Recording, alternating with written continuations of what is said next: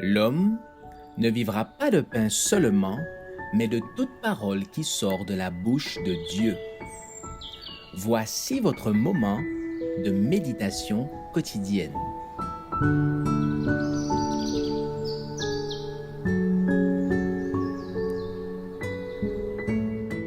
Avec Dieu chaque jour.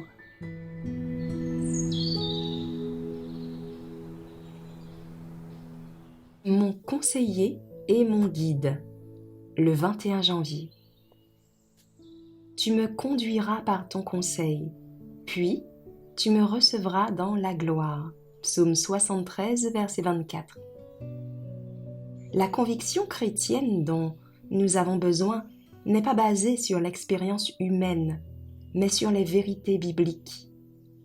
La parole de Dieu est notre conseillère, car elle témoigne à travers les âges de l'immutabilité de la vérité. Aucune des anciennes interdictions de la parole de Dieu, appropriées à des temps particuliers, n'est périmée. Aucune partie de la Bible relative au passé n'est abolie. Tout le passé historique du peuple de Dieu doit être étudié de nos jours afin que nous bénéficions des expériences qui sont apportées. Les hommes rompent leur engagement, ils se montrent infidèles, mais Dieu, lui, ne change pas. Sa parole demeure la même éternellement. Donnez à l'Écriture sa place d'honneur comme guide dans vos foyers, qu'elle soit considérée comme conseillère dans toutes vos difficultés, comme modèle dans toutes vos actions. Il ne peut y avoir de vraie prospérité pour aucun membre de la famille si la vérité de Dieu, la sagesse de la justice, ne préside au foyer.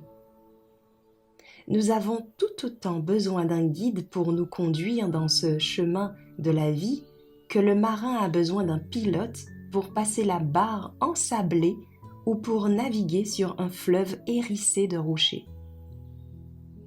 Le marin qui, disposant d'une carte marine et d'une boussole, néglige de s'en servir, est responsable du péril auquel il expose ceux qui sont à bord. Le navire peut sombrer à cause de sa négligence.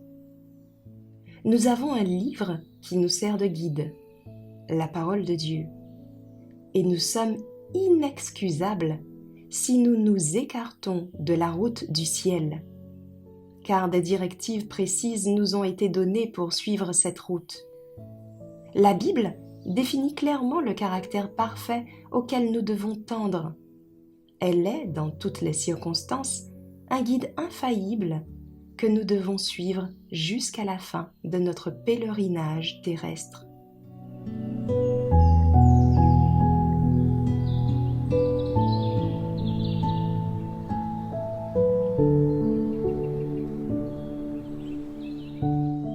Merci d'avoir écouté cette présentation.